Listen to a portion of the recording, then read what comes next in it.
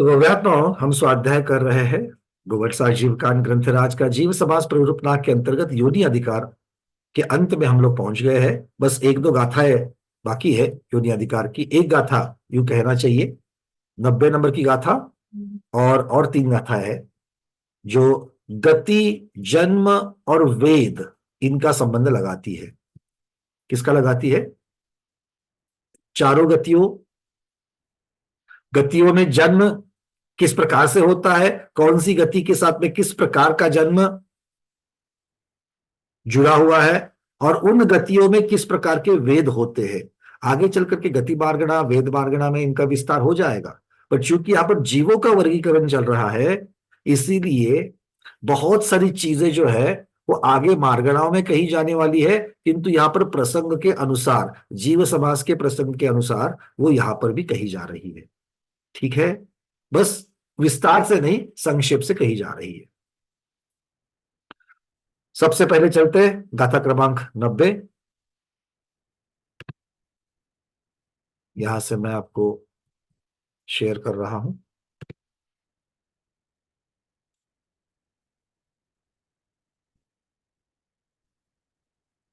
उवादासुर निरया गभज सम्मुच्छिमाहुनर तिरिया सम्मुच्छिमा मनुस्सा भज्जत्ता एय वियलखा। सीधे सीधे अर्थ निकल रहा है। क्या कह रहे आचार्य भगवान? उवादा, उपपाद पद्धति का जो जन्म है वो किसका होता है? सब लोग जानते हैं, सुर निरया, देवों का और नारकी का होता है। गभज सम्मुचीमा, गर्भज और सम्मूर्छन, इन दो प्रकार के जन्म किसमें होते हैं? नर तिरया, नर अर्थात मनुष्यों में होता है, तिरिया अर्थात तिर्यंचों में होता है। लग रहे ना शब्द अपने प्राकृत के? अब बिल्कुल पढ़ते पढ़ते ही समझ में आ रहा है। आगे क्या कहा? सम्मुच्छिमा मनुष्य, जो सम्मूर्छन मनुष्य होते हैं वो कैसे है? अपज्जता, वहां पर प्लुत है, दिख रहा है सबको? अंग्रेजी एस जैसा अक्षर लगा है, उसको प्लुत कहते हैं। क्या कहते हैं? प्लुत। आगे ध्यान मार्गणा में आएगा ये सब शब्द। तो प्लुत है, वहां पर जहां पर प्लुत लगता है वहां पर दीर्घ उच्चारण होता है और अ का लोप हो जाता है। जो आप संस्कृत पढ़ रहे हो पूज्य माता जी से, उसमें भी ये नियम आ जाएगा। संस्कृत में भी इसी प्रकार का नियम है। क्या कह रहे हैं? सम्मूर्छन मनुष्य अपज्जता। अब यहां पर अपर्याप्त का अर्थ क्या है? लब्ध्य पर्याप्त, अर्थात लब्धि अपर्याप्त। और कौन होते हैं लब्धि? और क्या कह रहे हैं? सम्मूर्छन जन्म किसका होता है? और एय व्यलखा, एकेंद्रिय और विकलेंद्रिय का भी जन्म सम्मूर्छन पद्धति से ही होता है। तो उपपाद पद्धति से देव और डार्की जन्मते हैं, गर्भ पद्धति से और सम्मूर्छन पद्धति से मनुष्य और तिर्यंच जन्मते हैं। अब इसमें मनुष्य और तिर्यंचों में गर्भज और सम्मूर्छन ये दो प्रकार होने की वजह से अगले चरण में उसकी स्पष्टता कर रहे हैं। क्या स्पष्टता है? कि भाई मनुष्य और तिर्यंचों में सम्मूर्छन जन्म किसका है? तो मनुष्यों में लब्धि अपर्याप्त ऐसे जो मनुष्य है वो सम्मूर्छन पद्धति से जन्मते हैं, और तिर्यंचों में एकेंद्रिय से लेकर चतुरेंद्रिय तक, एकेंद्रिय और विकलेंद्रिय नियम से सम्मूर्छन पद्धति से ही जन्मते हैं। क्लियर है? हाँ, तत्वार्थ सूत्र सर्वार्थ सिद्धि पे हम लोगों ने बहुत विस्तार से इसको देखा है। अब देखो गतियों में जन्म किस प्रकार से है, चार्ट बना दिया उसका विस्तार करते हुए।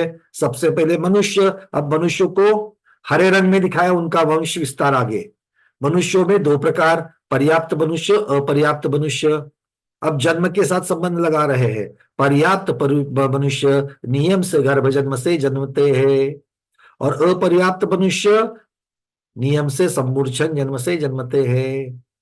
ठीक है, चलिए आगे। अब तिर्यंचों में देखिए, तिर्यंचों में एकेंद्रिय, विकलेंद्रिय, पंचेंद्रिय, ये तीन भेद है। पंचेंद्रिय में गर्भ जन्म से और सम्मूर्छन जन्म से दोनों प्रकार के जन्म होते हैं। विकलेंद्रिय और एकेंद्रिय का नियम से सम्मूर्छन जन्म होता है। क्लियर हो रहा है? चार्ट सब जानते हैं। और नारकियों में लाल कलर में दिखाया नियम से उपपाद जन्म, देवों में भी नियम से उपपाद जन्म होता है। तो ये बड़ी सरल गाथा है। तो देखो, अकेले एक एक ग्रंथों में ही नहीं, अलग अलग ग्रंथों के द्वारा इन चीजों को समर्थन प्राप्त होता है। तो इनको सिद्धांत नियम बना लेना।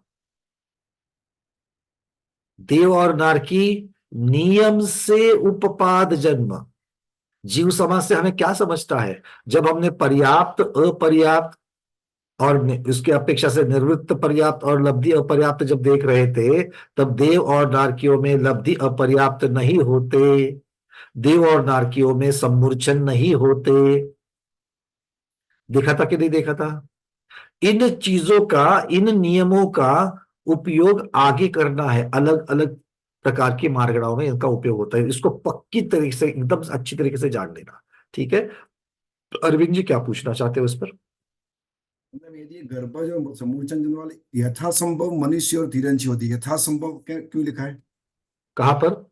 ये अभी जो पेज खुला है ना अपना अच्छा, पीडीएफ। गर्भजन्म और सम्मूर्छन क्योंकि क्या है, अभी आगे के चरण में गर्भजन्म और सम्मूर्छन जन्म किसका होता है, इसकी चर्चा आगे जाकर के सम्मूर्छन की अपेक्षा से विस्तार किया है। किंतु पहले विस्तार नहीं किया है, इसीलिए वहां पर यथासंभव शब्द लगा दिया। मतलब क्या है कि गर्भजन्म और सम्मूर्छन जन्म वाले यथासंभव मनुष्य और तिर्यंश होते हैं। तो यथासंभव मतलब विवक्षा लगा देना कि गर्भजन्म वाले कौन से है? पर्याप्त मनुष्य। और सम्मूर्छन कौन से है? अपर्याप्त मनुष्य। तो ये यथासंभव हो गया, ओके। ये इसको क्रॉस नहीं होगा। ठीक है, इसका अर्थ यहां पर लगा दिया। मतलब और तिर्यंशों में एकेंद्रिय से चतुर्वेंद्रिय तक नियम से से समूर्छन। सम्मूर्छन होंगे। पर पंचेंद्रियों में यथासंभव पर्याप्त, यथासंभव गर्भज और सम्मूर्छन दोनों होते हैं। तो ये इसीलिए शब्द यहां पर लगा दिया है। ओके। जहां पर अभेद रूप से या सामान्य रूप से कथन होता है, फिर सामान्य रूप से आपको यथा योग्य, यथावत, यथासंभव ये सब शब्द लगाने पड़ते। क्यों? क्योंकि उनमें अलग अलग विकल्प होते हैं, इसीलिए ये सब चीजें ऐसी होती है। ठीक है, चलिए अब अगली गाथा। आगे तीन गाथाएं हैं। तीन गाथाओं के साथ अब गति, जन्म और उनके साथ में वेद का भी संबंध लगा दिया। वेद का संबंध लगा दिया मतलब यहां पर वेद की अपेक्षा, भाव वेद की अपेक्षा भी इसको ले सकते हैं। देखिए क्या क्या कहते हैं अभी। पंचखतिरिकाओ गभज समुच्छिमातिरिक्षाणम भोग भूमा गभ भवा नरपुण्या गभजा चेव उवाद गभजे सूय लद्धि अपच नियमेण नर समुच्छिवा लद्धि लद्दी अपचका चेव। मेरे अब तीसरी गाथा है। नेर इया खडु संढा नर तिरिये तिन्नि होति समुच्छा संढा सुर भोग भूमा पुरी सिद्धि वेदगा जीव चेव। चलिए एक एक को ले लेते हैं। 91 नंबर की गाथा। पंचक त्रिखाओ। क्या कह रहे हैं? पंचक, पंचक मतलब पंचेंद्रिय। त्रिखाओ मतलब तिर्यंश। कौन से? कर्म भूमिया। क्यों यहां पर कर्म भूमिया क्यों शब्द लगाया? क्योंकि भोग भूमियों के बारे में आगे अगले चरण में भोग भूमि के बारे में बता रहे हैं, इसीलिए पहला चरण कर्म भूमियों का। तो पंचेंद्रिय तिर्यंश कर्म भूमिया है वो गर्भज सम्मूर्छिन तिरिखाणम। ये इस प्रकार के, अब पहले गर्भज और सम्मूर्छन होते हैं। तिरिखाण शब्द जो है वो आगे के चरण के साथ में जुड़ेगा। तिरिखाण शब्द जो है वो आगे के चरण के साथ जुड़ेगा। पहले क्या कह रहे हैं देखो। पंचक तिरिखाओ कर्म भूमिया पंचेंद्रिय तिर्यंश गर्भज और सम्मूर्छन होते हैं। क्लियर है? कर्म भूमिया तिर्यंश गर्भज और सम्मूर्छन होते हैं। आगे क्या कह रहे हैं? तिरिखाणम तिर्यंश। कौन से? भोग भूमिया। भोग भूमिया तिर्यंश गभ भवा गर्भज ही होते हैं, वहां पर सम्मूर्छन में नहीं होते हैं। और नर पुण्य गभजा चेव। पुण्य मतलब पर्याप्तक, पर्याप्तक नर, पर्याप्तक मनुष्य क्या होते हैं? गर्भज ही होते हैं। चेव, चेव का अर्थ क्या है? होते हैं, ही होते हैं। क्लियर हो रहा है? तो यहां पर कर्म भूमिया और भोग भूमि की अपेक्षा से बताया। अब दूसरा देखिए, उपवाद भज्जे सुय लद्धि अपच्यत न नियमेण। लब्धि अपर्याप्त जो है, वो लब्धि अपर्याप्त नियम से नहीं होते। कहा नहीं होते? उपवाद में और गर्भज में।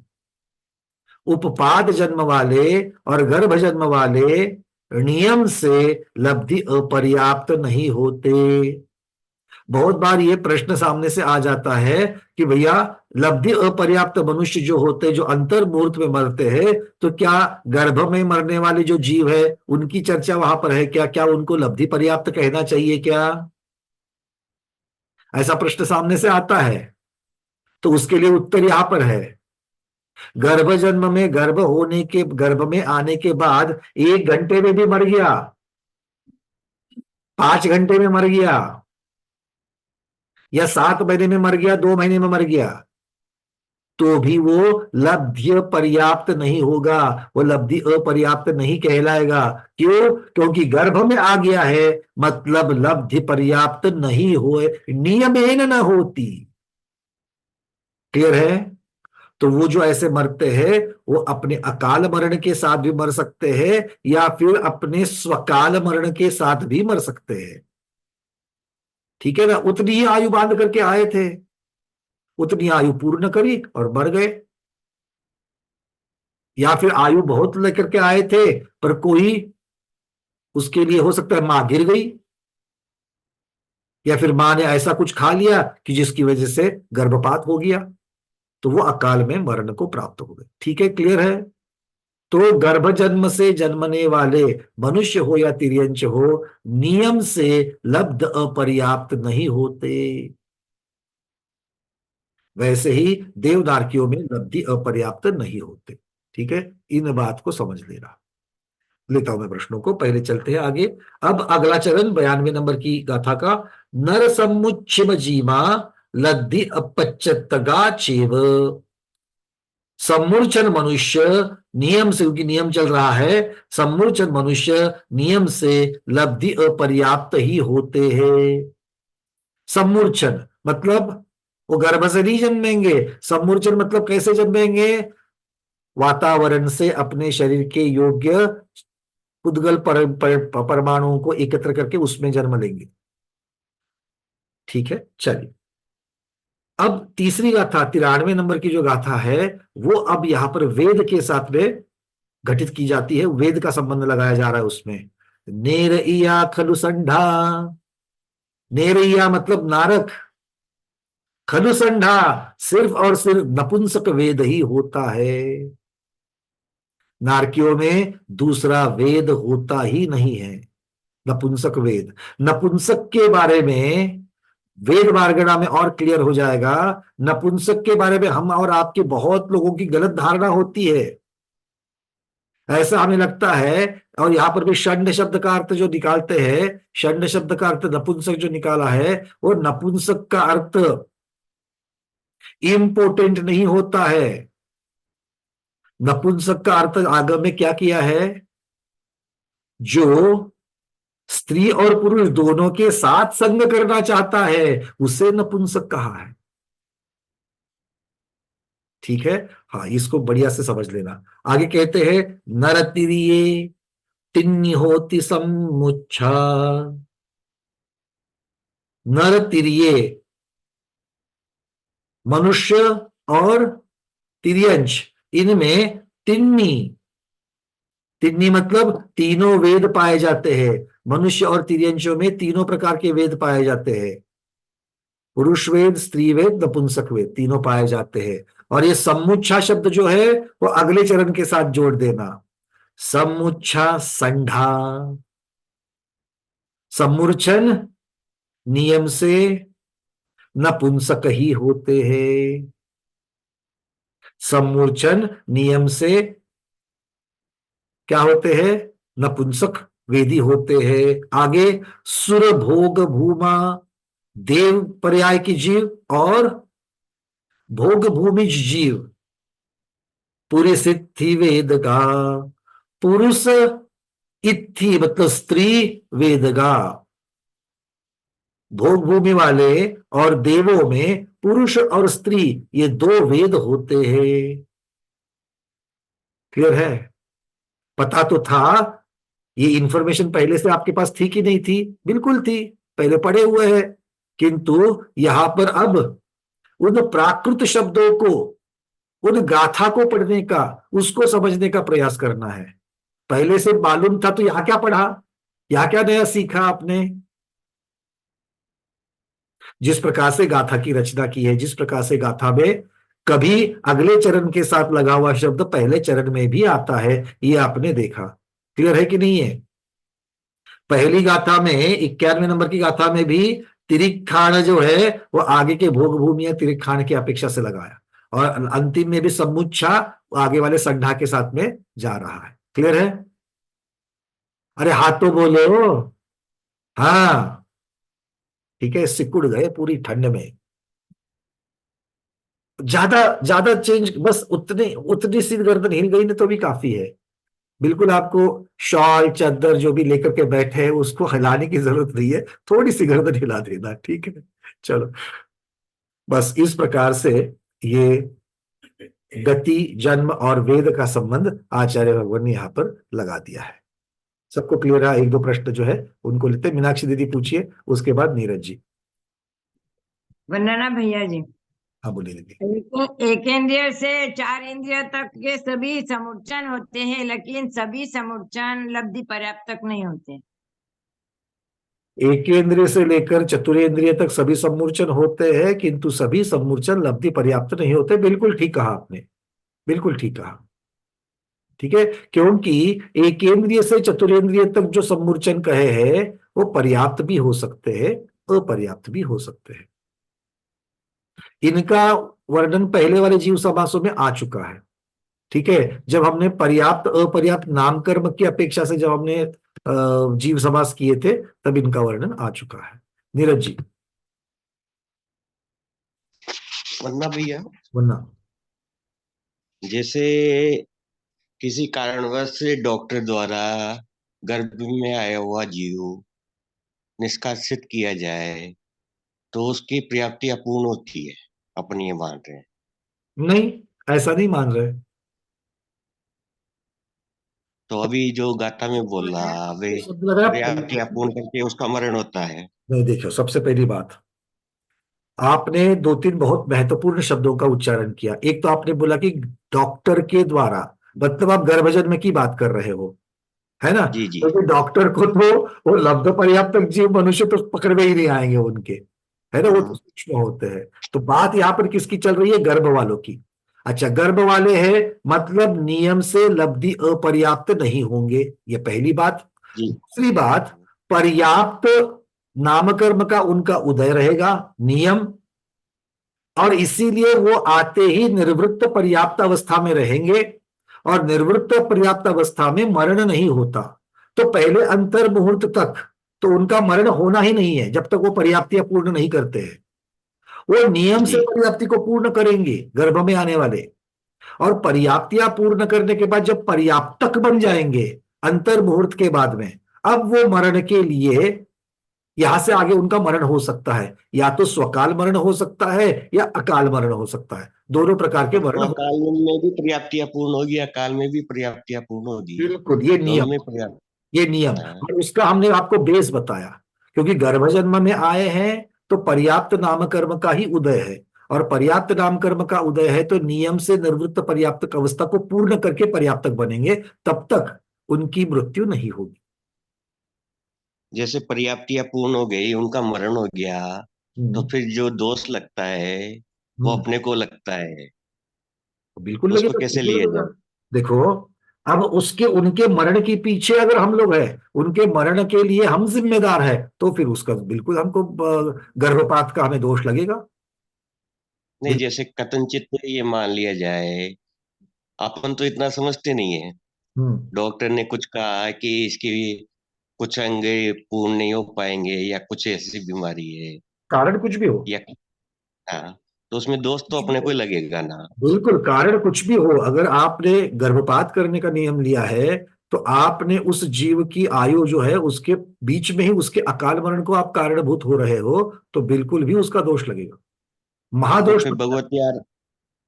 भगवती आराधना के अंदर जैसे गाथा नंबर याद नहीं है यार अभी मेरे को, 1000 कुछ है, तो हम्म उसके अंदर जैसे 7 दिन के अंदर वो शुष्क होता है, फिर उसके बाद काला पड़ता है, इस तरह से वर्णन है पूरा। हम्म। तो उसके अंदर जो डॉक्टर को पता चलता है तो वो किस तरह से पता चलता है, वो भाई आपने 4 महीने। 7 दिन के बारे में जो आपने कहा उसको समझ लेना। हाँ, 7 दिन का अर्थ क्या बताया भगवती आराधना में, कि माता पिता का संयोग होने के बाद 7 दिन तक उस शुक्र और रज में योनि बनी रहती है, जी जी योनि बनी रहती है। इसका अर्थ यह है 7 दिन तक उसमें जीव आ सकता है। जी जब जीव आएगा तब जाकर के उसको जीव कहेंगे। जी जी। अगर उसमें जीव आया ही नहीं है तो वो तो सिर्फ पुद्गल है, वो पुद्गल हाँ, कहेगा, खत्म हो गई बात, उसमें तो कोई दोष नहीं है। नहीं नहीं, उसके बाद जो क्रिया होती है महीने भर में, फिर 15 दिन में, इस तरह से बताया गया है ना भगवती आराधना में, वरण हम्म कंडिका में। हम्म।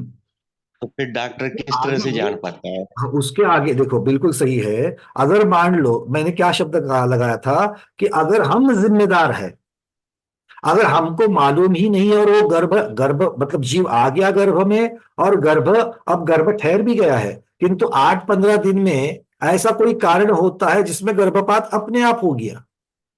नहीं, आप 8-15 दिन की बात नहीं कर रहे अपन तो, 1 महीने का मान लो चाहे 2 महीने का मान लो। तो फिर तो उसके मरण अंदर कैसे जब हो डॉक्टर रहा है? ने मरण मरण है, मरण कैसे हो रहा है? मतलब हमारी वजह से मरण हो रहा है, डॉक्टर की वजह से मरण हो रहा है, कि कैसे हो रहा है? मतलब आपको कोई ना कोई कंडीशन डिसाइड करिए आप। डॉक्टर ने कुछ बताया अपने को, तो उसके अंदर फिर अपना क्या दोष रहता है, ये पूछना था। बिल्कुल लगेगा सर, बिल्कुल लगेगा, बिल्कुल लगेगा, क्योंकि आप जीव की हत्या कर रहे हो।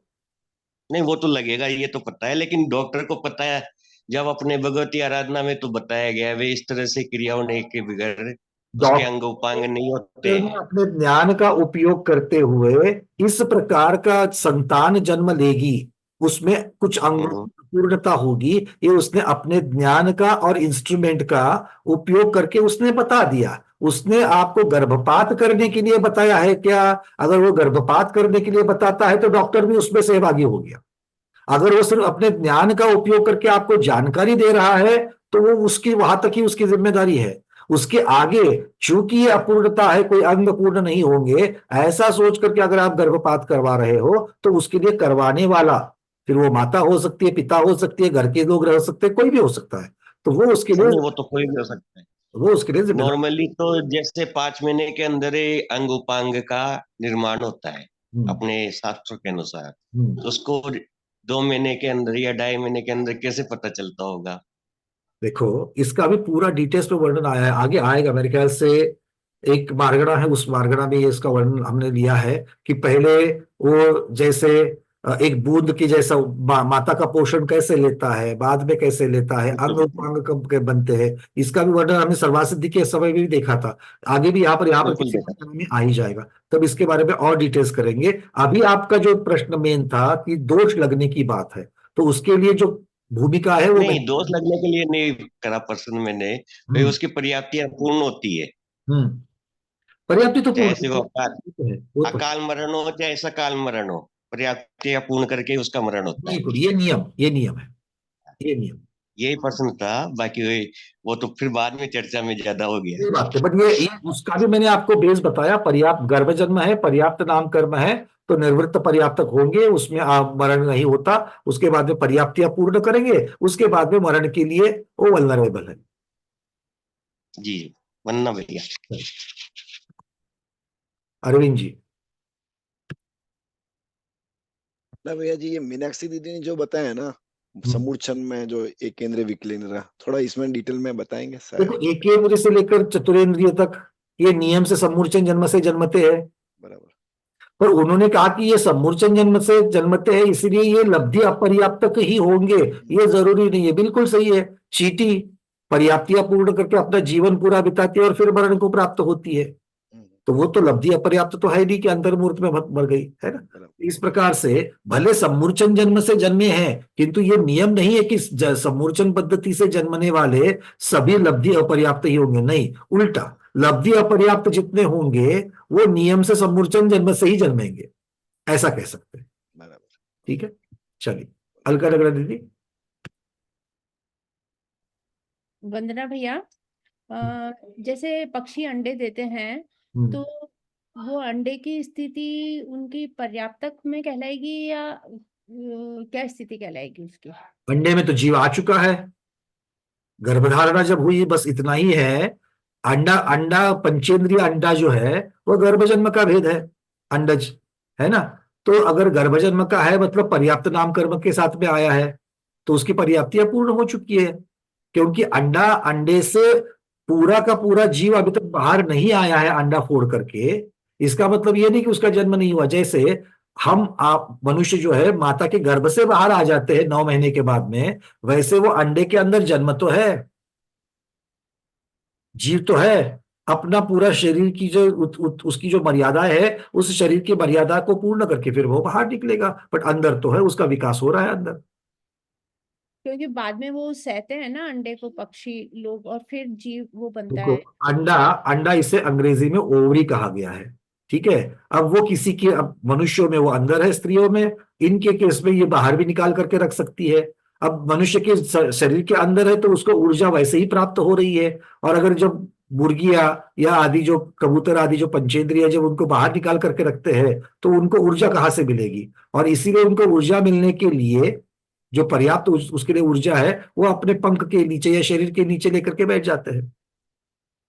तो ये है तो गर्भजन्म की बात। गर्भजन्म में अंडे से वो जो उत्पन्न होते हैं वो अंडा एक तरीके का उनका गर्भाशय ही है, बस वो बाहर निकाल करके उसके अंदर से हो रहे हैं, इतना ही फर्क है। अच्छा, एक और क्वेश्चन है भैया, एक हाँ, जिज्ञासा। एक मिनट, सुरेखा शाह दीदी अहमदाबाद से बोल रही है सभी सम्मूर्छन नपुंसक ही होते हैं, इसके ऊपर हम चर्चा करेंगे दीदी, ऐसा नहीं है। हाँ, अलका नगड़ा दीदी। हाँ, एक और जिज्ञासा है भैया, जैसे चींटियों के अंडे देखते हाँ, हैं। एक मिनट, मैंने उल्टा बोल दिया, ठीक है। सम्मूर्छन और पर्याप्तक से नहीं जोड़ा उन्होंने, सम्मूर्छन नपुंसक के साथ जोड़ा है, ठीक है। सम्मूर्छन नपुंसक ही बताया क्योंकि गाथा में ही बता दिया था वो तो। अलका नगड़ा दीदी बोलो।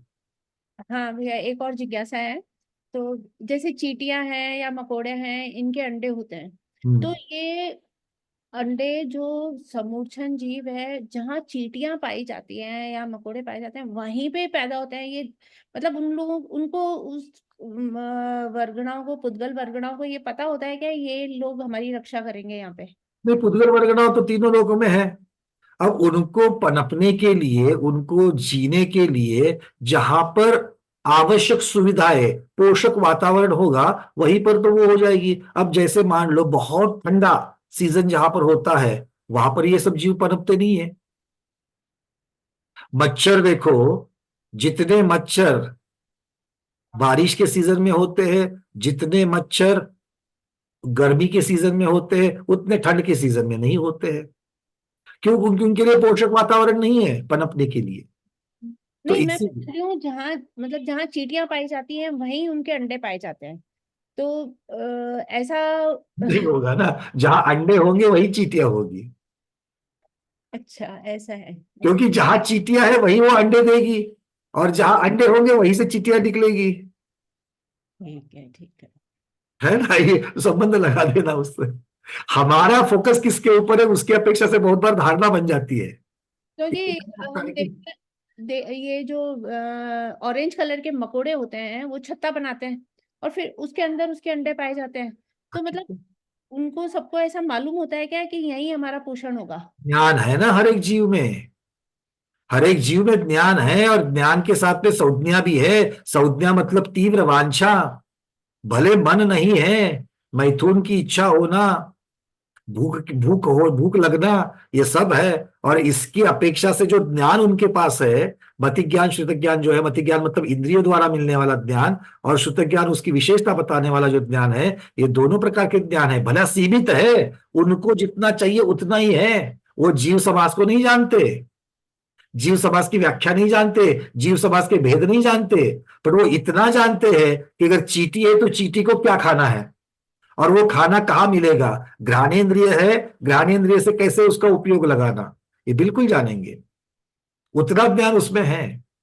इसीलिए देख लेना आगे बढ़कर के भी जब वो पंचेंद्रिय भी बन जाते हैं, बकरी जिस प्रकार का घास खाती है, गाय जिस प्रकार का घास खाती है, जब गन्ना उगता है खेत में, तो गन्ना जब हरा गन्ना रहता है, या फिर मान लो कि गन्ना तोड़ने के बाद उसके ऊपर वाला भाग जिसमें ज्यादा गन्ने की जगह पर पूरा कच्चा गन्ना रहता है, वो बैल खाता है, गाय खाती है, किंतु वो चीज बकरी नहीं खाती है तो सभी पंचेंद्रिय तिर्यंच, किंतु जिसको जिस प्रकार की घास खानी है वही खाएंगे। अगर मान लो लगातार एक प्रकार की घास है और उसको चरते चरते चरते चरते बकरी आगे जा रही है और उसमें बीच में ही वो कांग्रेस वाला पौधा आ जाता है, उसको कांग्रेस कहते हैं हमारे यहाँ पर, उसको सफेद सफेद कलर के दाने रहते हैं फूल के जैसे, बड़ा कड़वा रहता है, उसको हाथ लगाएंगे तो भी कड़वा रहता है, तो वो अगर बीच में आ जाएगा तो वो नहीं खाती।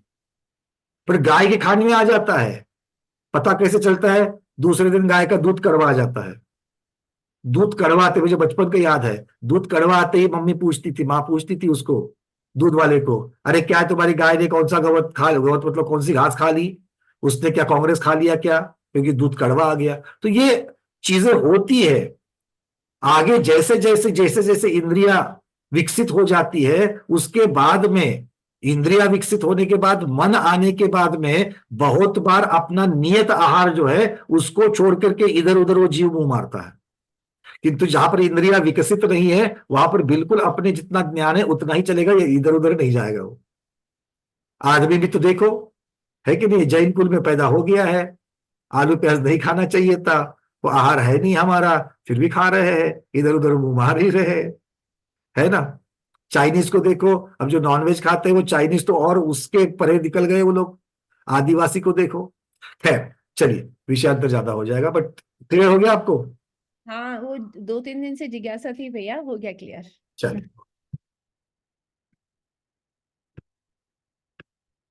और किसी का प्रश्न? वनिता दीदी पूछिए। धारणा में रख देना, जितना डिस्कशन कर रहे हो सब लोग अपनी धारणा में रख देना, नहीं तो घूमटसार जीवखंड कभी खत्म नहीं होगा। अगली बार फिर बोलोगे भैया इसी को पढ़ा था। वंदना भैया जी। हाँ वंदना दीदी बोलिए। वंदना भैया जी। हाँ बोलिए दीदी। भैया जी, मैं ऐसा प्रश्न है, थोड़ी शंका है कि जो मतलब डॉक्टर ने आज मेडिकल टेक्नोलॉजी द्वारा आईवीएफ जो करवाते हैं उसमें एम्ब्रियोज बनते हैं, तो उसमें भी क्या वो एम्ब्रियोज में जीव उत्पन्न हो जाते हैं कि वो योनि कहलाते हैं? देखो, वो फ्रीजर रख करते हैं 6 आधुनिक महीने तक। विज्ञान आधुनिक विज्ञान ने जितनी भी तकनीकें लाई है, फिर आईवीएफ वाली हो, अलग अलग तरीके की हो, ये सब में वो पुद्गल के साथ खेल रहे हैं, वो जीव के साथ नहीं खेलते, वो जीव को तैयार नहीं कर सकते हैं। बस वो जो वातावरण नैसर्गिक रीत्या एक स्त्री के शरीर में तैयार होना चाहिए था, वो किसी कारणों से वहां तैयार नहीं हो रहा है, इसीलिए वो पुद्गल का वातावरण, योनि, वो योनि क्या है, योनि पुद्गल है, जन्म लेने का स्थान क्या है, पुद्गल है, उसको आधुनिक रीत्या उन्होंने बनवा लिया है, उसके लिए पोषक उसमें जीव वातावरण उत्पन्न बना नहीं दिया। अब पोषक वातावरण है, उसमें जीव ले लेगा जन्म। इस प्रकार से आप समझ सकते हो उसको। वो 6 महीने तक फ्रीजर में हाँ होता है। फिर से बोलिए। 6 महीने तक फ्रीजर में 6 महीने तक फ्रीज में रखते हैं ना वो, तो उसमें जीव हो जाता है, क्या आ जाता है जीव? देखो मैं फिर से कह रहा हूं कि ये फ्रिज में रखना, ये सारी चीजें किसको रख रहे हैं फ्रिज में, जीव को नहीं रख रहे, पुद्गल को रख रहे हैं। तो ये जो योनि, जन्म लेने का जो स्थान जो तैयार कर रहे हैं, वो आर्टिफिशियल गर्भ तैयार कर रहे हैं, गर्भ मतलब गर्भाशय तैयार कर रहे हैं। गर्भाशय क्या है, योनि है। डॉक्टर महीना दीदी उससे सहमत नहीं हो रही, उनके पास कोई दूसरा शब्द है, शब्द अगर हमारे गलत हो सकते हैं, ठीक है, हमें कहना इतना ही है कि योनि, योनि मतलब क्या है कि जन्म लेने का स्थान ले रहे हैं। क्यों डॉक्टर महीना दीदी बोलिए। वंदना भैया जी, नहीं वो तो जो बाहर आईवीएफ के बाहर जो हो रहा है वो शुक्राणु और रज को मिला करके एक एम्ब्रियो तैयार कर रहे हैं, फिर उसके मतलब- बाद वो उसको यूट्रस के अंदर डाल रहे हैं। ठीक, अगर जिसका यूट्रस बराबर नहीं है तो वो फिर वो जो सरोगेट मदर करते हैं वो बात अलग है। आगम यूटेरस की बात ही नहीं कर रहा है, आगम गर्भाशय की बात ही नहीं कर रहा है। आगम बात किसकी कर रहा है, संवृत्त विवृत्त कहते हो, उसने संवृत्त विवृत्त किसको कहा, गर्भाशय की अपेक्षा से कहा क्या? नहीं कहा। नहीं। दोनों, रज और शुक्र, इनकी अपेक्षा से कहा है। तो शुक्र और रज ये योनि है, ये जन्म के लेने की काम है, जीव के लिए जन्म लेने का ये दोनों से काम बन रहा। तो आप जो कह रही है कि वो बाहर उनको मिला रहे हैं, मिला दो, कहीं मिला दो उसको, और फिर उसको यूट्यूब में रख दो, सेफ्टी के लिए रख इम्प्लांट दो, करना। मिलने के लिए रख दो, जो भी कारण है उसके लिए रख दो। पर आप जिसके साथ खेल रहे हो, जिसके साथ में आप ये सारी प्रक्रिया कर रहे हो, वो सारा का सारा पुद्गल है, और पुद्गल के साथ में प्रक्रिया कर सकते हैं, जीव के साथ में नहीं। वो सब अनुकूल हो जाएगा जन्म लेने के लिए, तब जाकर के उसको जब जन्म जीव आ जाएगा, नहीं तो जीव नहीं आएगा उसमें। ठीक भैया। 100% जीव आते हैं क्या उसमें? नहीं आते हैं। सभी में आते कि नहीं आते? क्योंकि पोषक वातावरण जहां पर हो जाएगा वहीं पर ये बन जाएगा। अब वहां पे जब ट्विंस और ट्रिपलेट हो जाते हैं ना, हाँ, डुप्लेट भी हो जाते हैं, ट्रिपलेट भी हो जाते हैं। अधिकतर जो भी ये आईवीएफ होते हैं उसमें अधिकतर मतलब 2 बच्चे, अब 3 देखिए, बच्चे, 4 बच्चे ऐसे होते अभी अभी आपने एक नया उसमें सुर छेड़ दिया, अच्छा हो गया। आप क्या कह रहे हैं कि वो डुप्लेक्स हो रहा है, ट्रिप्लेक्स हो गया, बरोबर है? हाँ। क्या हो गया डुप्लेक्स? शरीर के बनने के लिए जो योनि थी, वो योनि डबल हो गई, और उसमें दूसरा जीव आ गया, क्योंकि उसके लिए योनि मिल गई वहां पर। तो इसीलिए एक साथ वहां पर 2 जीव पनप रहे, हम उसको जुड़वा बोलते हैं। जुड़वे में होता क्या है? अगर नैसर्गिक रीत्या भी जहां पर जुड़वा हो रहे हैं माता पिता के सहयोग से, तब जुड़वा प्रक्रिया होती क्या है? देखो, चिंतन करो उसके ऊपर। मैं कोई डॉक्टर नहीं हूं, मैं आगम के परिप्रेक्ष्य में सोच रहा हूं सिर्फ। यहां पर आपके पास में बहुत सारे रज है, आपके पास बहुत सारे शुक्र है, उसमें से एक शुक्र और एक रज, इनको मिलकर के एक योनि तैयार होती है, और दूसरे करके और एक योनि तैयार होती है। जब मेरे पास 2 योनियां हैं, आगम की सूक्ष्मता देखो, गर्भाशय एक ही है, उसको जो योनि नहीं मान रहे हैं, अंदर जो 2 योनियां तैयार हो गई है उनको वो जन्म का स्थान मान रहे हैं, और उसमें 2 अलग अलग जीव उसमें आकर के जन्म ले रहे हैं, 2 अलग अलग जीव जन्म ले रहे हैं। इसीलिए बाहर भी गर्भ जन्म, लौकिक जन्म के समय 2 अंदर से एक बेटा बेटी या 2 बेटे या जो भी आएंगे, 2 अलग अलग आएंगे, दोनों के जीवन के सुख दुख अलग होंगे, क्योंकि वो अपने कर्मों के साथ में आ रहे हैं वहां। नहीं, वो मेरे को समझ में आया। पर क्योंकि आईवीएफ में तो बाहर करते हैं ना अगर सारा। अगर हम गर्भाशय को योनि मान करके चलेंगे तो सारा गणित ही फिट नहीं बैठेगा इसमें, ये प्रक्रिया, जुड़वे की प्रक्रिया बैठेगी नहीं फिर उसमें। और इसीलिए जहां पर भी संवृत्त विवृत्त हो, शीतोष्ण हो, ये सबके लिए आगम में आचार्यों ने बड़ा एकदम क्रिस्टल क्लियर कर दिया है कि वो किसे योनि कह रहे हैं। वो गर्भाशय को योनि कहते ही नहीं है, वो तो योनि रखने का जगह हो गई, योनि रखने का अंग हो गया एक स्त्री के, सही है, सही तो सुरक्षा हो जाएगी इस प्रकार से, है ना? तो आपकी डॉक्टरी भाषा में भी तो वही कहा जाता है। चलिए, क्लियर है सबको? अरे भाई, ये केवली भगवान का ज्ञान है। जितने आप कितना भी डॉक्टर का सिलेबस बना लो, कितने भी बना लो, पर एक है, आधुनिक विज्ञान को भी मानना पड़ेगा। ये बुद्धिमत्ता है, ये शुद्ध ज्ञान है।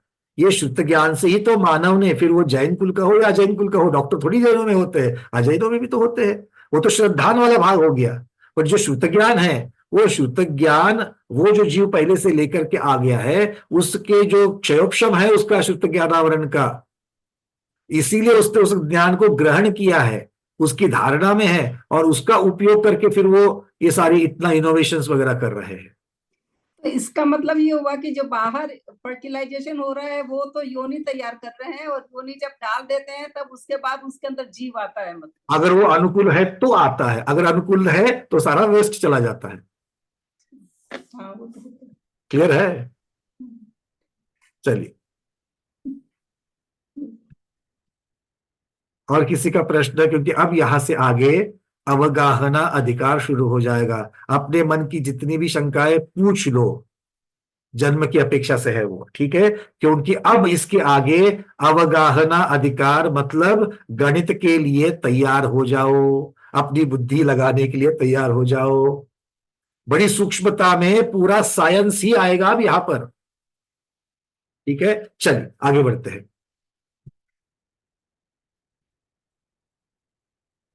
अगली गाथा को ले लेते हैं। अच्छा, अंजलि दीदी प्रश्न है, पूछिए। वंदना भैया, थोडासा वेगळा प्रश्न मला विचारायचा होता की आता जे आधुनिक शास्त्र तुम्ही म्हणाला त्याच्याप्रमाणे आजकाल ते मुलाच्या नाळीतलं द्रव्य जपून ठेवतात आणि म्हणतात की त्याचा पुढे त्याला स्टेम सेल्स म्हणून उपयोग होईल. पण मग हे आपण कसं लावू शकतो हे आपल्या ह्याच्याप्रमाणे की देखिए, शरीर का भाग मतलब क्या हो गया? सेल्स झालं ना, पुद्गल. हाँ, वो जब तक जीव के साथ में जुड़ा हुआ है, वो जीव के साथ में आत्म प्रदेश जुड़े हुए हैं. जब आपने उसको शरीर से अलग कर दिया, उसके साथ में अंतर मुहूर्त तक आत्म प्रदेश रह सकते, उसके बाद में नहीं रह सकते. तो उसके बाद में जब आपने उसको स्टेम को से वर्षों के लिए आप जो स्टोर करते हो, तो वो पुद्गल हो गया. ठीक है. अब उस पुद्गल का जब आप रीयूज करोगे किसी पुद्गल के साथ में, तो एक पुद्गल का दूसरे पुद्गल के ऊपर परिणाम होना बिल्कुल लाजमी है, वो हो सकता है. अच्छा. और नया पुद्गल मिलने के बाद में आत्म प्रदेश जो उसके पास पहले से कर्म बांध के आए हैं, उसके ऊपर भी उसका प्रभाव पड़ना लाजमी है, क्योंकि जीव के ऊपर पुद्गल का प्रभाव देखा गया है. लेकिन फिर वो सम्मूर्छन नहीं होगा, हाँ, फिर वो सम्मूर्छन नहीं कहलाएगा सम्मूर्छन क्यों? क्योंकि बाहर के पुद्गल से दूसरे पुद्गल का संयोग हो गया है ना. सम्मूर्छन तो जन्म लेने की पद्धति है, यहाँ पर जन्म तो हो गया. इस स्टेम का आप करोगे क्या? क्या करना चाहते हो आगे? नाही, असं म्हणतात ना की त्या व्यक्तीला जर काही झालं, प्रॉब्लेम आला तर उसको ही कुछ चाहिए तो अगेन उसका रीयूज होता है. मतलब क्या है कि पहला जो पुद्गल, ओरिजिनल पुद्गल जो शरीर था, उसमें अगर मान लो कोई डिफेक्ट निर्माण हो चुका है, तो उसको रिपेयर करने के लिए जो मूल के जो सेल्स है, मूल का जो पुद्गल है, उसका वापस उसके साथ में करवा रहे हैं. अब अंतर्गत प्रक्रिया क्या होती है ये तो मैं नहीं कहता, किंतु क्योंकि बड़ी सूक्ष्मता वाली बात है, किंतु इतना तो कह सकते हैं कि आपने एक पुद्गल से कुछ भाग निकाला और फिर उस पुद्गल को लगा दिया. किसको? जब पहली पुद्गल की पर्याय बदल चुकी थी, तब आपने पहली वाली पर्याय उसके साथ जोड़ दी. तो अब बदली हुई पर्याय और ओरिजिनल पर्याय, ये ओरिजिनल मतलब पहले की पर्याय, इनके संयोग से और तीसरी पर्याय तैयार हो सकती है. और वो तीसरी पर्याय जो है, उस तीसरी पर्याय के ऊपर भी आत्म प्रदेश और आत्म प्रदेश कर्म के साथ वाले आत्म प्रदेश और कर्मों का इफेक्ट, इन सबका परिणाम होगा ही होगा. अगर ऐसा नहीं होता तो फिर स्टेम के इफेक्ट से 100% केसेस में इंप्रूवमेंट्स हो जाती. ये मेडिकल साइंस में भी हमको यही देखना है कि 2+2 = 4 क्यों नहीं होता है वहां पर, सुख दुख की अपेक्षा से जब देखा जाए तो, या वही शरीर की अपेक्षा से देखा जाए तो.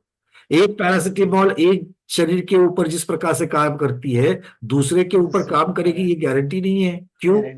फॉर्मूला तो वही है, केमिकल तो वही है, बट वो पुद्गल है, और वो एक पुद्गल के ऊपर जो काम कर रहा है, दूसरे पुद्गल के ऊपर भी काम कर रहा है. बट भैया, जब आप 2 पेशेंट को गोलियां दे रहे हो, दोनों पेशेंट सिर्फ पुद्गल नहीं है, उनके अंदर संसारी जीव भी है, और संसारी जीव मतलब आत्म प्रदेश कर्म के साथ में, और उन कर्मों का भी अपना अपना फल है. तो कौन किसके ऊपर हावी है? अगर असाता नाम कर्म, असाता वेदनीय कर्म, या फिर अशुभ नाम कर्म अगर ये हावी हो जाएगा, पैरासिटामोल कुछ नहीं करेगा. और अगर पैरासिटामोल और कर्म के फल अगर दोनों एक साथ हो जाएंगे, एक दूसरे को सपोर्ट करेंगे, तो फिर आपको पैरासिटामोल का ही फल होगा. इसीलिए कोई भी रोग होने के कारण 2, अभ्यंतर कारण, बाह्य कारण. अंतर्गत कारण कर्मों का, बाह्य कारण बाह्य निमित्त पुद्गलों का जितना भी मिलता है वो.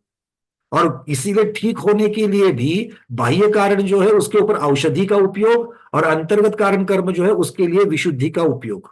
विशुद्धि औषधि है. तो ये दोनों का जब प्रयोग एक साथ हो जाएगा, तब जाकर के आपको रोग से मुक्ति या उसमें इंप्रूवमेंट हो सकती है. त्याला आपण मृत नाही म्हणू शकत स्टेम सेल्स ना. नहीं, स्टेम वो तो पुद्गल का भाग है. पुद्गल भाग, जब तक उसके साथ आत्म प्रदेश लगे थे तब तक वो जीव, जब वो आत्म प्रदेश निकल गए वो मृत हो गया. बस अब मृत हो इसीलिए तो उसको स्टोर किया जा रहा है, नहीं तो ऐसा ही रख देते. आप दूध को उबालने के बाद में फ्रिज में क्यों रख देते हो? पहले तो नहीं रखते थे, क्योंकि पहले उसकी मर्यादा के अंतर्गत उसका उपयोग कर लेते थे. अब हमको ज्यादा देर के लिए रखना है और बाहर रखेंगे तो बाहर टिकने वाला नहीं है, इसीलिए उसको स्टोर कर रहे हैं। बस यहां पर भी वही बात है। ठीक है, चलिए। धन्यवाद, वंदना। जीव के नियम जीव के साथ, पुद्गल के नियम पुद्गल, और ये द्रव्य के, अगर द्रव्य को अपने स्वभाव के साथ, तत्वार्थ को अगर हम लोग मानना चालू करेंगे, उसके ऊपर से अगर हम लोग चिंतन करना चालू करेंगे, तो हमारा सम्यक दर्शन भी वही सम्यक दर्शन है। और बहुत सारे चिंतन अच्छी तरीके से हम प्रश्नों को समझ सकते हैं, और चीजों, डॉक्टर होने से ही सारी चीजें चलने की नहीं, बहुत सारी चीजों को आगम के द्वारा भी हम लोग समझ रहे हैं। ये अब तो आगम के द्वारा ही समझ में आया ना। चर्चा भी हमने की ना, मैं डॉक्टर, आपको पता नहीं मुझे आप डॉक्टर हो कि नहीं हो, बट मैं तो डॉक्टर नहीं हूं, बट कम से कम हम कहीं एक दिशा में तो जा सकते हैं बात करते, जा सकते, बिल्कुल। क्योंकि जीव अलग है, पुद्गल अलग है, कोई इफेक्ट होगा तो जीव के संविदा नहीं होगा, कर्म ये बेसिक जो है उसके साथ में लगे रहेंगे। तो क्योंकि हम जीव को जीव के स्वभाव के साथ, पुद्गल को पुद्गल के स्वभाव के साथ, पुद्गल के स्वभाव, मतलब जो तत्व है उनके स्वभाव के साथ, मतलब पदार्थ के साथ में हो गया, तो हम पदार्थ की अपेक्षा से जान रहे होते, और पदार्थ को जानना या तत्वार्थ को जानना, यही तो सम्यक दर्शन है।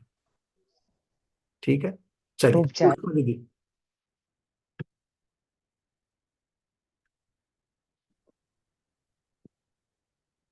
पुष्पा दीदी बोलिए। इनफैक्ट मैं तो कहता हूँ कि कोई इंजीनियर है, कोई अगर डॉक्टर है, तो जिनवानी समझने के लिए बड़ा आसान है, बड़ा आसान है, आप रिलेट कर सकते हो, किंतु होता उल्टा है। लोग दोनों को अलग मानते हैं, और फिर उसको आगम को मानने से इनकार कर देते हैं, क्योंकि पढ़ते ही नहीं है। चलिए पुष्पा दीदी पूछिए जल्दी से। हाँ, वंदना भैया जी। भैया जैसे बताया गया कि समूर्छन जीव सब नपुंसक ही होते हैं, हाँ, समूर्छन और जहाँ सब नपुंसक ही होते हैं नियम से, तो जहाँ चींटी और मकोड़े पाए जाते हैं, तो वहां फिर अंडे कहाँ से आते हैं? देखो दीदी, अंडे के स्वरूप में अगर कोई चीज दिख रही है, इसका हाँ। मतलब पंचेंद्रिय अंडा ही है, ये जरूरी नहीं है। धवलाजी में इसको बिल्कुल क्लियर कर दिया आचार्यों ने। जी। कोई सदृश चीज दिखती है, इसका अर्थ ये नहीं कि वो पंचेंद्रिय अंडा। हम कहने के लिए, सदृश दिखने के लिए लोक भाषा में, लोक व्यवहार में उसको अंडा कहना शुरू कर दिया है, किंतु वो गर्भज अंडा नहीं है, वो समूर्छन अंडा है। हमको अच्छा, वो मादा के द्वारा नहीं आता है, मतलब समूर्छन ही है। उसमें मादा और नर ये शब्द ही नहीं है, सारे नपुंसक है उसमें। वेद की अपेक्षा ना मादा है ना नर है उसमें। हम लोगों ने चीटा चीटी इस प्रकार से शब्द लगा दिए हैं। हाँ। मच्छर को क्यों नहीं मच्छर मच्छरी कहते, मच्छरी कहते, कोई नहीं दिखता है ना। हाँ, वही पूछना था कि वो समूर्छन जीव में अंडे जो दिखते हैं ना, उसका कारण वो क्या है? तो ये इसी को देखो, विपरीत ज्ञान, विपरीत श्रद्धान कैसे होता है, चूंकि वहां पर अंडे दिखते हैं, और अंडे हमको ज्यादातर माता और पिता इनके संयोग से दिखते हैं, इसलिए वहां पर भी हमने चीटा चीटी बना दिए। तो ये भाषा में क्या कहते हैं क्या नहीं कहते हैं, विपरीत श्रद्धान करते हैं, इसीलिए तो फिर वो मिथ्यात्व कह जाएगा, हम ऐसा मानेंगे तो। किंतु आगम के परिप्रेक्ष्य में भैया ये 3 इंद्रिय जीव है, ये नियम से सम्मूर्छन है, और सम्मूर्छन जीव भी अंडा दे सकते हैं। अंडा सदृश क्योंकि वो दिखने के लिए अंडे के जैसा है, पर उसका जन्म सम्मूर्छन पद्धति से हुआ है, माता पिता के सहयोग से नहीं हुआ है। बस इसका उतना हमें ध्यान रखना है। जी भैया। ठीक है, चलिए। और इस आगम को भी एकांत से नहीं लेना है। आगम, क्योंकि होता क्या, अगर आप बच्चों को बताने के लिए जाएंगे कि सम्मूर्छन में तो अंडा होता ही नहीं है, तो बच्चे नहीं मानेंगे, क्योंकि उनको आंखों से अंडा दिख रहा है चींटी का। जी हाँ। तो आपको ज्यादा विश्लेषण करके उनको बताना पड़ेगा कि सम्मूर्छन पद्धति में आजू बाजू से पुद्गल वर्गणाओं को ग्रहण करके फिर एक शरीर बनाया जाता है, और उसके अंदर जीव ले रहा है। तो वो शरीर बनाने के लिए शरीर को, वो योनि, वो अंडा जो है एक योनि का काम कर रहा है उनके लिए।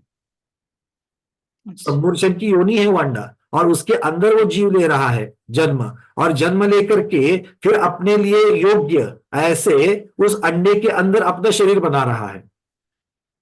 और जब वो शरीर बना करके उसकी आवश्यक चीजें वहां पर अंदर पूर्ण हो गई, तो वो अंडा तोड़ करके बाहर आ जाता है। तो अंडा चींटी नहीं है, अंडा। हाँ, नहीं, समझ आ गया, समझ में आ गया। ये इसलिए मैं थोड़ा विस्तार कर लिया मैंने, क्योंकि बच्चों के प्रश्न इसके ऊपर बहुत सारे आ जाते हैं, और अगर हाँ, बस वही था। देखेंगे तो फिर वो आगम नहीं मानते, वो छोड़ो, माँ पिता फिर आगम मानना भूल जाते, अरे नहीं दोनों दिख रहे कैसे मानेंगे, नहीं नहीं, तो मतलब एक साइड में उनको मानना भी है, और दूसरी साइड में वो अर्थ भी हाँ, वो नपुंसक शब्द का अर्थ भी लगाते हैं साथ में और अंडा भी बोल देते हैं ना, तब थोड़ा सा विपरीत क्योंकि कंडीशन आ जाती है। हम नपुंसक का अर्थ हमने ये कर दिया इम्पोर्टेंट, मतलब वो अंडा या फिर पैदाश करने के लिए असमर्थ, ऐसा उसका अर्थ बना लिया है नपुंसक का। अच्छा। तो नपुंसक का अर्थ आगम में ये नहीं किया है, नपुंसक का अर्थ किया है कि जिनको पुरुष के साथ में और स्त्री के साथ दोनों वेदियों के साथ में जिसको रमण करना है, इस इच्छा है, उसको वहां पर नपुंसक कह दिया है। और नपुंसक द्रव्य से भी होते हैं और भाव से भी होते हैं, ये भी कहा गया है। हाँ द्रव्य जी। नपुंसक का ज्यादा वर्णन उपलब्ध आगम में नहीं है, किंतु भाव नपुंसक का काफी अच्छा भाव नपुंसक का वहां होता पर है। दिया गया है। जी भैया जी, आ गया, समझ में आ गया। चलिए, जय स्वाति कदरे दीदी, वंदना भैया जी। वंदना बोलिए।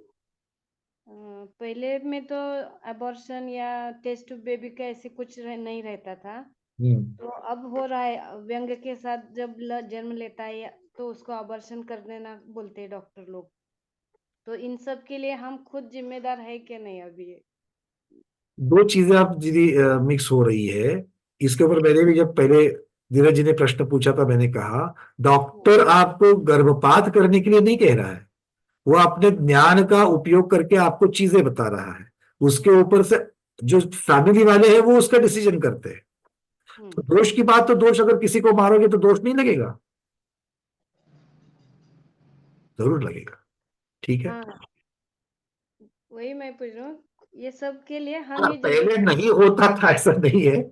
हाँ, टेस्ट ट्यूब बेबी जैसी इनोवेशंस कुछ हाल में हुए हैं, ये बात आप कह सकती हो, किंतु पहले भी तो अबॉर्शंस तो होते ही थे। क्योंकि व्यंग का पता तो नहीं चलता था ना। तो व्यंग का पता नहीं चलता था, किंतु किसी को अगर नहीं चाहिए, हाँ। पहले से 5-6 अपत्य और नहीं चाहिए, या फिर जैसे मान लो कुंवारी माता है उसको नहीं चाहिए, तो वो तो गर्भपात करवा देती थी। ये जरूरी नहीं कि अंगों का विकास नहीं हो रहा है इसलिए तो सिर्फ गर्भपात होता है, अलग अलग तरीकों से हो जाता है। विजयलक्ष्मी दीदी, चलिए। कि हम लोग अभी साइंस में सुनते हैं कि मादा मच्छर काटने से मलेरिया होता है और उसका विशेषण भी अलग से बताते हैं, ऐसा टाइप का मादा मच्छर रहता है और तो वो उधर भी मेल और फीमेल कैसा क्या बताते हैं? वो तो समूर्चन जन्म रहता है और वो नपुंसक आगम दीदी, आपने तो आगम पढ़ा है, आप बताइए मादा होती है कि नहीं होती है? देखो, लोक व्यवहार में जैसे अभी मैंने चीटी का भी बारे में कहा दिया, चीटी चीटा शब्द कहते हैं, इसके पीछे कोई धारणा होती है। धारणा या तो गलत हो सकती है या तो सही हो सकती है। जैसा जो दिख रहा है उसको ग्रहण करने के लिए हम लोग कभी कभी देखते हुए भी गलत चीज ग्रहण कर लेते हैं, उसके बारे में गलत धारणा कर सकते हैं। तो ये इसी प्रकार की चीज है उनका।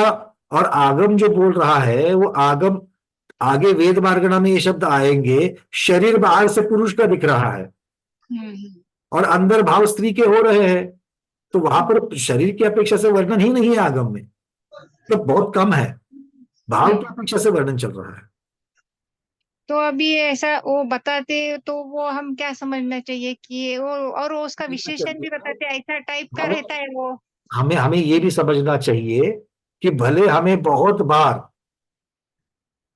मैथुन जैसी क्रियाएं हमें मक्खियों आदियों में भी दिखाई देती है, मक्खी आदि में भी मैथुन आदि की क्रिया उसके सदृश क्रिया दिखाई देती है, किंतु वहां पर क्योंकि वो चतुरेंद्रिय है, उनके जो अंडे होंगे वो मक्खी के अंडे सम्मूर्छन पद्धति के ही होंगे।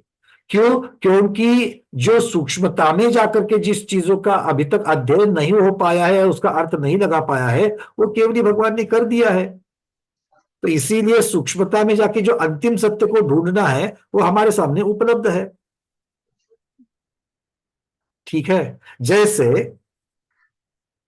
अब दो पुरुष भी, आज आप लोगों को तो पता है कि आजकल होमोसेक्सुअलिटी की अपेक्षा से, या जिसको आज गे कहा जाता है या लेस्बियंस कहा जाता है, ये अभी समाज की मान्यता मिल रही है, इसलिए ज्यादा आपको उदाहरण दिख रहे हैं। ऐसा नहीं कि पहले नहीं था और अब है, पहले भी था अब भी है। और इसीलिए आगम बहुत महत्वपूर्ण है, क्योंकि ज्यादातर लोग क्या कहते हैं, अरे पहले तो था नहीं, ये तो अब नया है, ये तो रोग है। नहीं, ये तो आपको वेद नाम कर्म, वेद चारित्र होने कर्म जो है उसकी अपेक्षा से ये उस जीव की भावनाएं वैसी हो रही है। और ये पहले भी था, औरंगजेब के जमाने के उदाहरण निकाल करके देखिए, बहुत सारे उदाहरण वहां पर पड़े हुए हैं, उसके पहले के भी उदाहरण पड़े हुए हैं, महाभारत के उदाहरण पड़े हुए हैं। तो ये इस प्रकार से मतलब अब चीजें ज्यादा दिख रही है, इसलिए ऐसा लगता है कि अब ज्यादा हो रहा है, ऐसा नहीं है। और वेद वैषम्य, इसे वेद वैषम्य कहा गया, और वेद वैषम्य कहां पर है? मनुष्यों में और तिर्यंचों में ही है, बाकी जगह जगह पर वेद वैषम्य नहीं है। ठीक है, चलिए अब समय कितना बचा है? चलिए समय है, हम नया विषय शुरू कर सकते हैं। तो भव्यात्मा, अब हम थोड़ा आगे बढ़ते हैं। अब यहां से आगे आचार्य भगवान जीव समास में अवगाहना अधिकार का शुरुआत कर रहे हैं। अवगाहना, अवगाहना किसे कहा है? तो आचार्य भगवान बड़ी सुंदर व्याख्या करते हैं अवगाहना की। ये कह रहे हैं कि जीव ने धारण किया हुआ शरीर आकाश में जितना क्षेत्र घेरता है वो उसकी अवगाहना कहलाती है। तो अब जीवों का वर्गीकरण इसके आगे जो होगा, जीव समास मतलब जो जीव का वर्गीकरण होगा वो किसके आधार पर होगा? जीव के अवगाहना के ऊपर। सबसे कम अवगाहना, फिर उससे वो थोड़ी बड़ी, उससे थोड़ी बड़ी, उससे थोड़ी बड़ी, और थोड़ी बड़ी मतलब कितनी बड़ी, एक से दूसरे में कितना अंतर, और फिर किस प्रकार के जीव। अब तक जो हम लोगों ने जो जीव देखे हैं, सूक्ष्म, निगोदिया, एक इंद्रिय, दो इंद्रिय, साधारण वनस्पति, प्रत्येक वनस्पति, नित्य निगोदिया, दो इंद्रिय, तीन इंद्रिय, चार इंद्रिय, पंचेंद्रिय, ये सभी जो जीव है उनकी अपेक्षा सबसे कम अवगाहना किसकी है, फिर उससे थोड़ी बड़ी किसकी है, उससे थोड़ी बड़ी किसकी है, इस प्रकार से लगाते लगाते लगाते अंत में सबसे बड़ी अवगाहना कौन से जीव की होती है, इस प्रकार से वर्णन चल रहा है। ज्यादातर हमारे अभी सामने जितने स्वाध्याय बैठे हैं, जो ऊपर हाथ कभी कर रहे हैं, वो दो चीजें बता सकते हैं। कौन से? जघन्य अवगाहना और उत्कृष्ट अवगाहना, ये दो ही चीजें बता सकते हैं। और बीच में सबसे उत्कृष्ट अवगाहना बड़े महामत्स्य की है। तो महामत्स्य से निचली अवगाहना किसकी है? बोलो। उससे निचली अवगाहना किसकी है? उससे निचली अवगाहना किसकी है? उससे निचली अवगाहना किसकी है? ऐसा निचली निचली करते करते करते करते करते करते सबसे लास्ट में आ जाएंगे सूक्ष्म, निगोदिया, लब्धि अपर्याप्त, रुजुगति से जन्मा हुआ तीसरे समय वाला जीव, वो वहां तक पहुंच जाएंगे। तो अब तक हमने सबसे निचले वाला और सबसे ऊपर वाला इनको ही जाना है, इस बार बीच वालों को भी जानना है। क्लियर है? तैयार हो? बस में बैठे हो? टिकट निकाली है? चलिए, टिकट तो आपके लिए हमेशा का रिजर्वेशन करके दिया है, तो कोई टिकट की वाली बात है ही नहीं है। अवगाहना सबके समझ में आ गई? क्या कहते हैं? जीव ने जो शरीर धारण किया है वो शरीर आकाश में कितना प्रदेश व्यापता है, कितनी जगह लेता है। हम लोग कहाँ बैठे हैं? घर में मत बोलना, बोलो मुझे मालूम है घर में ही बैठे हो। कहाँ बैठे हो? आकाश में बैठे हैं। किसका आधार लिया है? चित्रा पृथ्वी का आधार लिया है। ये नाम कभी याद आता है कि नहीं आता है? चित्रा पृथ्वी आगम के सब, अच्छा सब बिल्कुल हाँ बोल रहे हैं। मार्केट में जाते तो क्या कहते हो? एमजी रोड जा रहे हैं, टिळक रोड जा रहे हैं, हाँ? अकबर रोड जा रहे हैं, पता नहीं और कौन कौन से नाम है। वहां कब कहा कहते हो?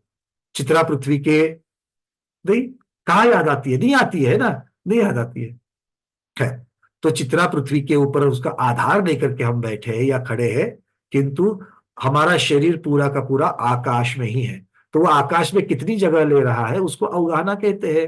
तो खड़े होंगे तो अलग अवगाहना होगी, बैठेंगे तो अलग अवगाहना होगी, हाँ या ना? जल्दी जल्दी बोल देना। हाँ चलिए।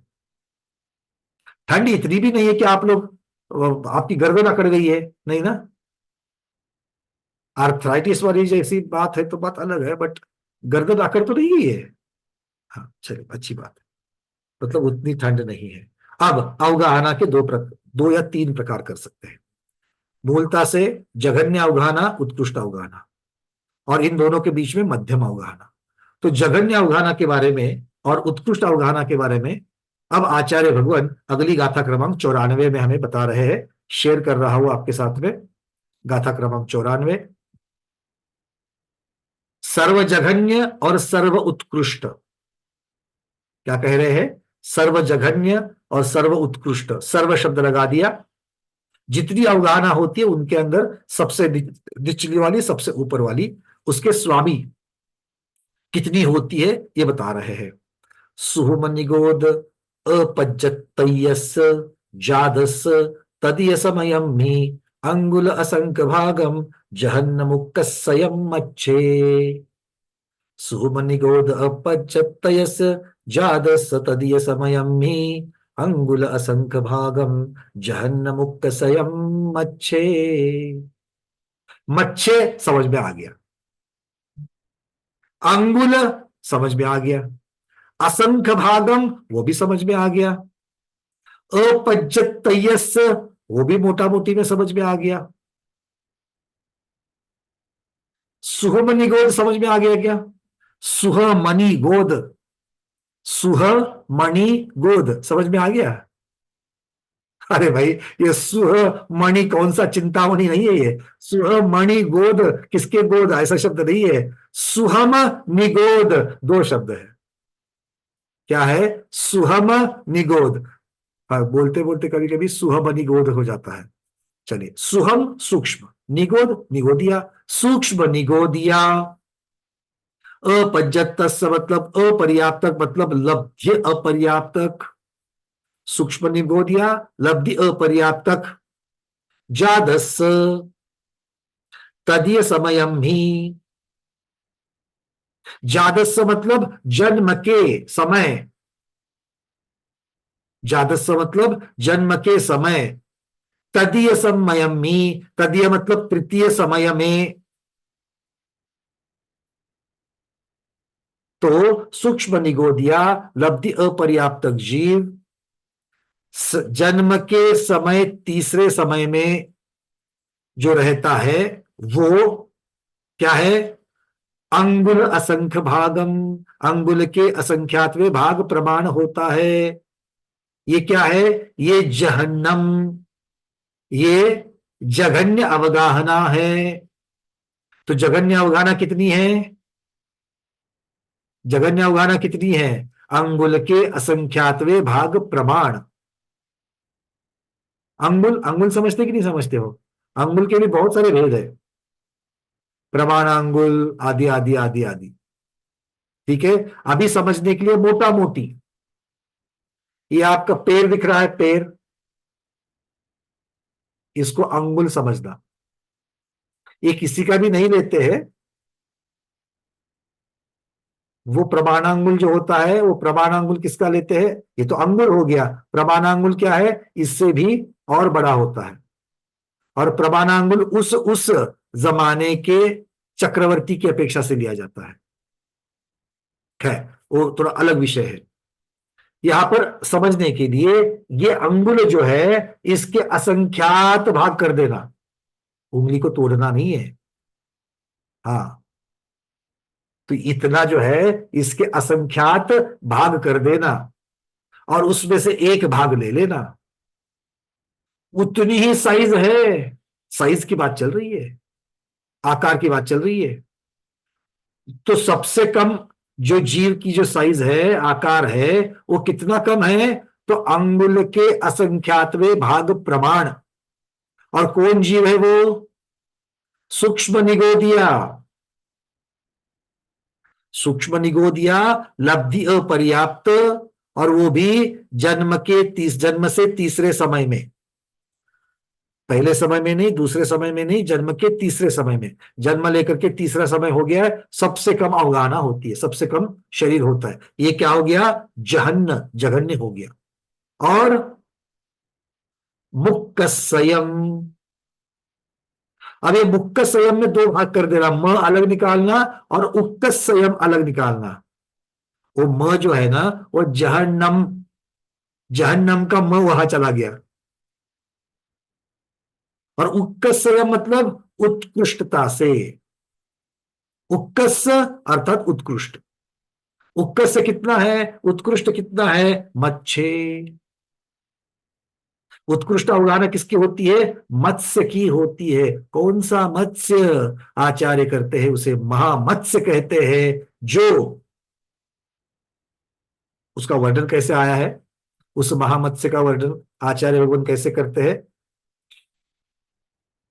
तो स्वयंप्रभ पर्वत के, स्वयंभू समुद्र के मध्य में जो स्वयंप्रभ नगेंद्र पर्वत है, उसे नगेंद्र कहा गया। नग मतलब, नग शब्द का अर्थ क्या होता है, पुद्गल का बड़ा पिंड, गोला। और नगेंद्र मतलब जो बड़ा, बहुत बड़ा होता है, ऐसा कौन है, स्वयंप्रभ नगेंद्र पर्वत। कहां पर है, अंतिम स्वयंभू रमण द्वीप के बीचों बीच में है, मानुषोत्तर के जैसा चूड़ी के आकार का बीचों बीच में है। उसके परे आधा द्वीप और उसके बाद में स्वयंभू रमण समुद्र।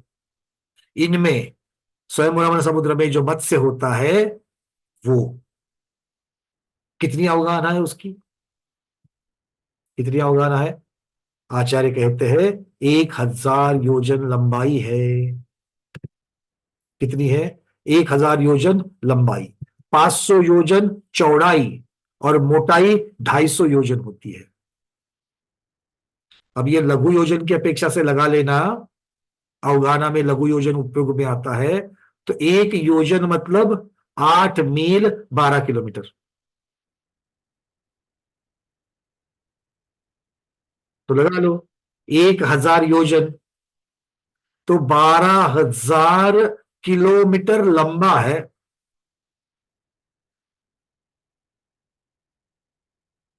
यहां से 8000 किलोमीटर के ऊपर इटली, यूरोप है, और 4000 लगा देना आगे। इतनी वो महामत्स्य की लंबाई है। चौड़ाई 500 योजन, तो 500 को 12 से गुना करना, 6000। मतलब यहां से यूरोप थोड़ा सा कम कर लो, तुर्कस्तान या उससे थोड़ा सा पहले कर लो, उतनी तो उसकी मोटाई, चौड़ाई है, और 250 योजन उसकी मोटाई है। ठीक है, मतलब कितने सारे द्वीप, आइलैंड उसके ऊपर बन जाएंगे। जब वो ऐसा ही पड़ा रहेगा, आकर के मिट्टी वगैरह जब उसके ऊपर आती रहेगी, उस पे से पेड़ भी उड़ जाते हैं, पौधे भी उड़ जाते हैं। इस प्रकार की अवगाहना उसकी है। ठीक है, तो इस प्रकार से कह रहे हैं। तो जघन्य अवगाहना कही गई, रुजुगति से उत्पन्न हुए। अब ये रुजुगति शब्द आगे लगा रहे, टीका में विशेषार्थ में कर रहे हैं।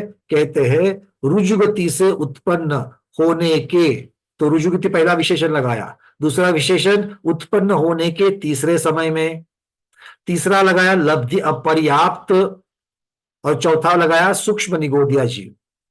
इसकी सबसे जघन्य अवगाहना होती है। तो प्रश्न उठता है, आप सीधा सूक्ष्म निगोदिया कह देते,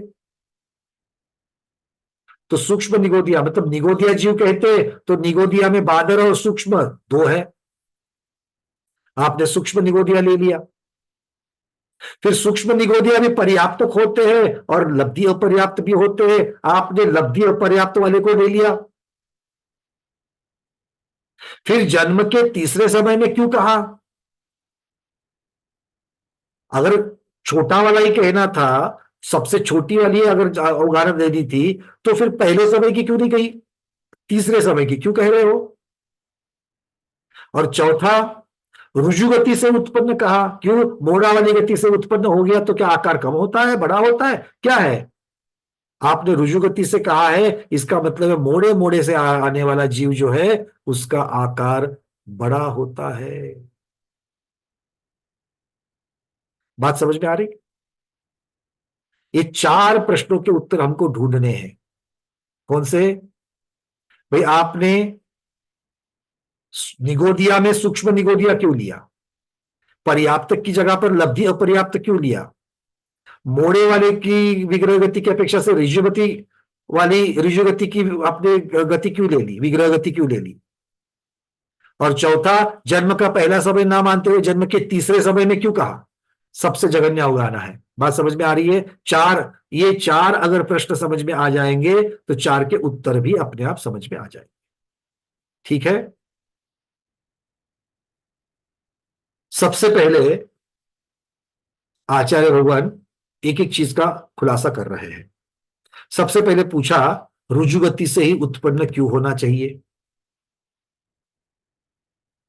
तो आचार्य कहते हैं, जब जीव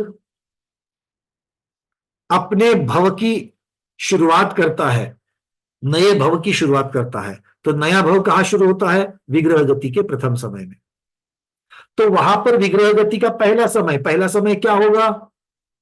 मरण से विग्रह गति में आना, यही पहला समय है, वो खत्म हो गया।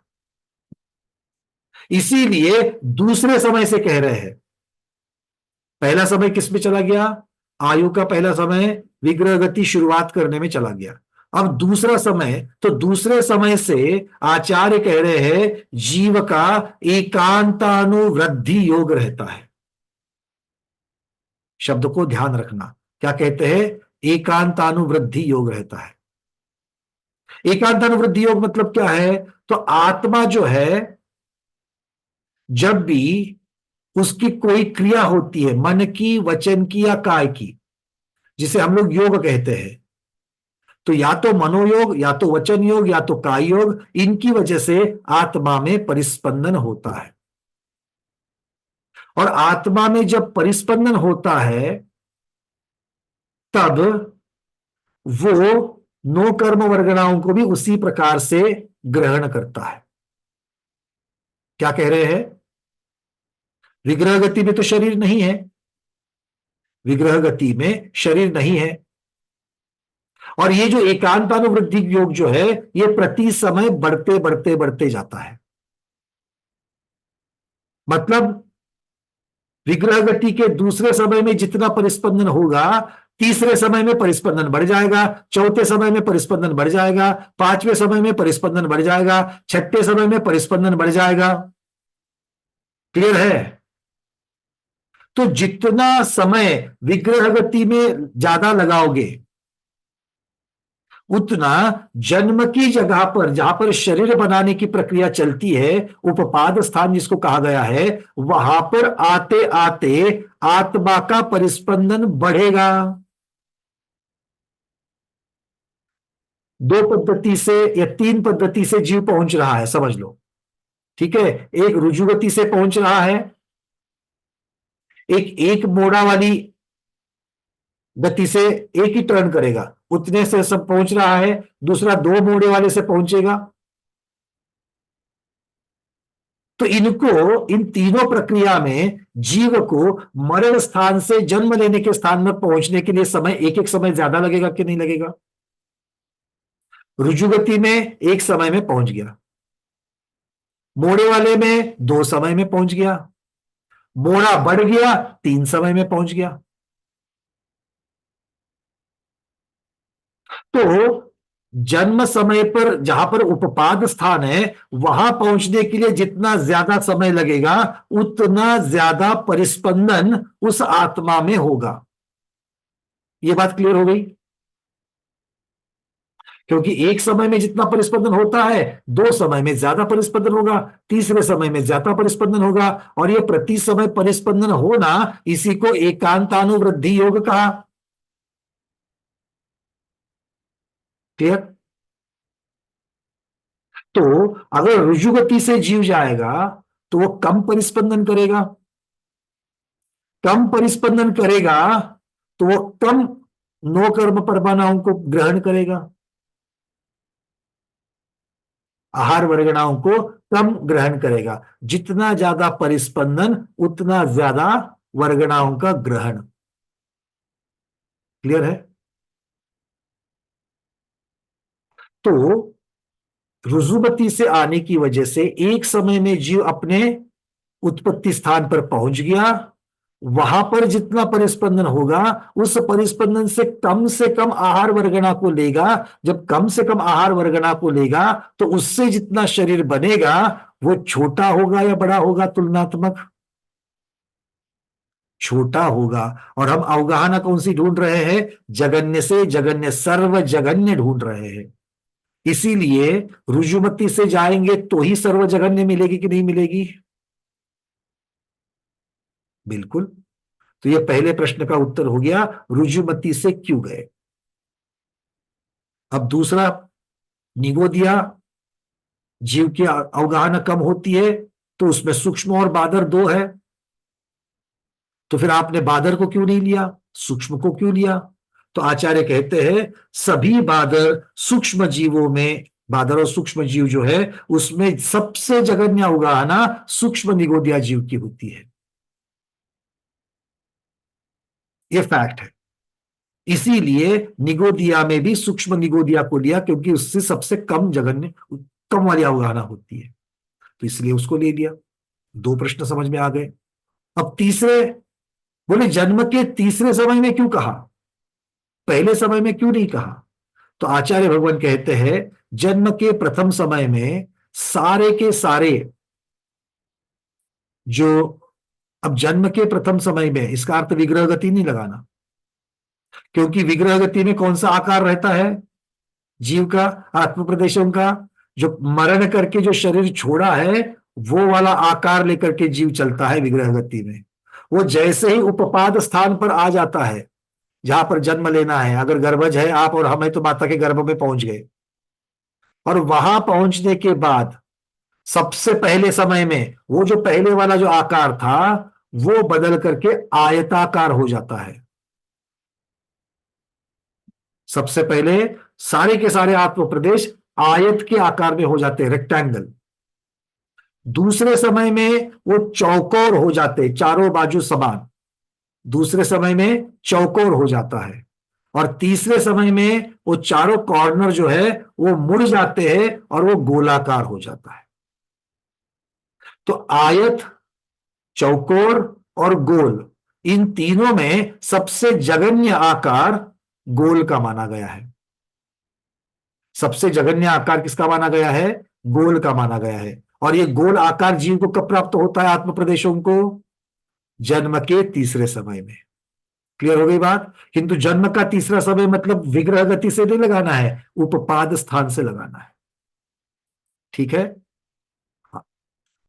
तो तीसरे प्रश्न का भी उत्तर मिल गया। तो सूक्ष्म क्यों, रुजुवती वाला क्यों, और जन्म के तीसरे समय वाला क्यों? अब चौथा रह गया, लब्धि अपर्याप्त को क्यों लिया? तो आचार्य भगवान कहते हैं अपर्याप्त जीव की अवगाहना पर्याप्त जीव की अवगाहना से कम होती है। क्या कह रहे हैं? अपर्याप्त जीव की अवगाहना पर्याप्त जीव की अवगाहना से कम होती है, इसलिए लब्धि अपर्याप्त लिया। तो सारे कंडीशंस में ऐसी ऐसी कंडीशंस को ले लिया, ऐसी ऐसी परिस्थितियों को ले लिया कि जहां पर जीव की अवगाहना कम से कम रह जाए। तो कौन सा जीव? सूक्ष्म निगोदिया। कैसे जन्म ले रहा है? रुजुगति से जन्म ले रहा है। कौन सी अवस्था में है? जन्म के तीसरे समय की अवस्था में है। और कौन सा पर्याप्त है कि अपर्याप्त है? लब्धि अपर्याप्त है। क्लियर? तो इस प्रकार से सर्वजघन्य अवगाहना रुजुमती से जन्मे हुए जन्म के तीसरे समय में स्थित लब्धि अपर्याप्त सूक्ष्म निगोदिया जीव की होती है। अरे इससे सूक्ष्मता, इससे सूक्ष्म, ये तो पकड़ में भी नहीं आएगा, समझ में नहीं आता, पकड़ में कहां से आएगा इंद्रियों से? तो ये केवल ज्ञान से इस सब चीजों को जानने वाले उस महान ऐसे वैज्ञानिक महावीर प्रभु के श्री चरणों में बारंबार नमोस्त करते हैं। और गुरुओं ने हम तक ये ज्ञान पहुंचाया, उन सभी गुरुओं के श्री चरणों में बारंबार नमोस्त वंदनामि इच्छाकार करते हुए आज के स्वाध्याय को यहीं पर संपन्न करते हैं। जैनम जयतु शासनम, जैनम जयतु शासनम, जैनम जयतु शासनम।